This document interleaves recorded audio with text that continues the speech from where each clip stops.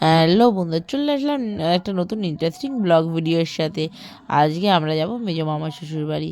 তাই আমি একটু খুব সিম্পলভাবে হালকা একটুখানি মেকআপ করে নিলাম। আর মেকআপ করে নিয়ে আমি আর বরমশাই বেরিয়ে পড়লাম মেজো মামার শ্বশুরের বাড়িতে যাওয়ার উদ্দেশ্যে। আর যাওয়ার একটাই কারণ, ওখানে হচ্ছে রাসমেলা। আমার ননদ আর দেওরটা খালি বলছে বৌদি আসো, আমরা হচ্ছে রাসমেলায় যাব। আমরা আজ না কাল, কাল না পরশু এই করে যাচ্ছিলাম, আমাদের যাওয়া হয়ে উঠছিল না। তারপরে ফাইনালি আমরা বললাম না চলো আজকেই যাব বলে আমরা বেরিয়ে পড়লাম যাওয়ার উদ্দেশ্যে। আর যেতে কিন্তু প্রায় আমাদের 2.5 থেকে 3 ঘন্টার সময় লাগে, কারণ আমরা স্কুটি করে যাই বলে।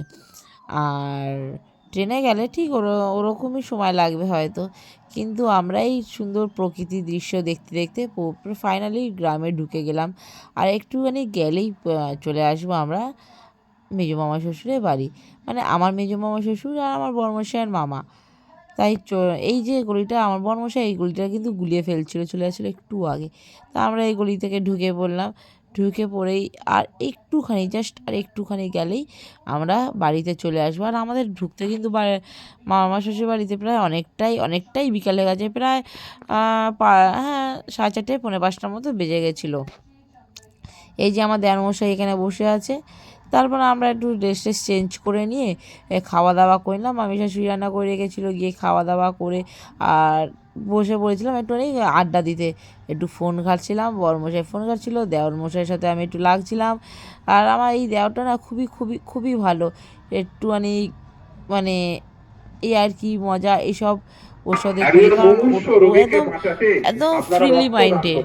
আর তারপরে আমরা হচ্ছে গিয়ে একটু রেডি হয়ে 3জন মিলে বেরিয়ে চলে এসেছিলাম রাসমেলা, যেটার উদ্দেশ্যে আসা আর কি। আমার দেওরমশাই আসেনি এই কারণে, আমার দেওরমশাইয়ের ছিল পরীক্ষা।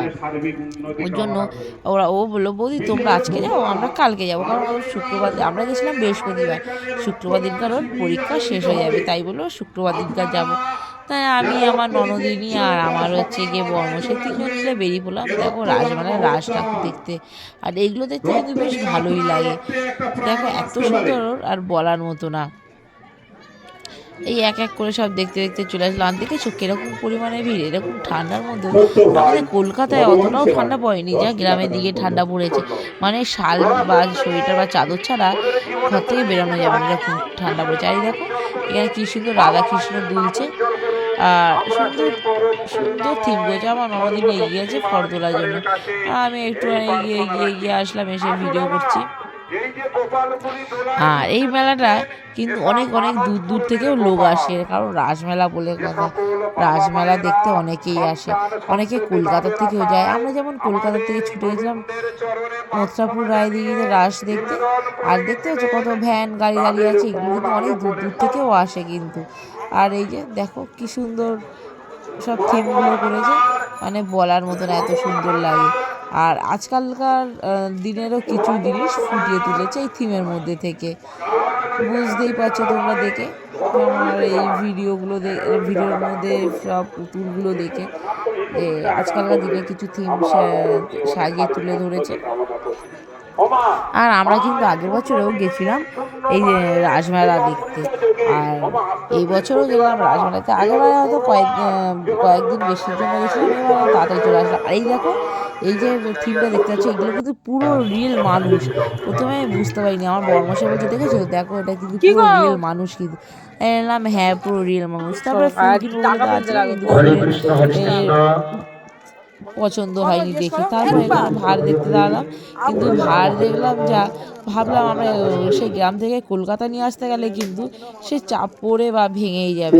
তারপরে আমরা একটু মেলা টেলা ঘুরে আমরা খেয়ে নিলাম ফুচকা। আমার এই ভিডিওটা যদি তোমাদের ভালো লেগে থাকে অবশ্যই লাইক কমেন্ট শেয়ার সাবস্ক্রাইব করে পরবর্তী ভিডিওটা দেখার জন্য অবশ্যই পাশে থাকবে।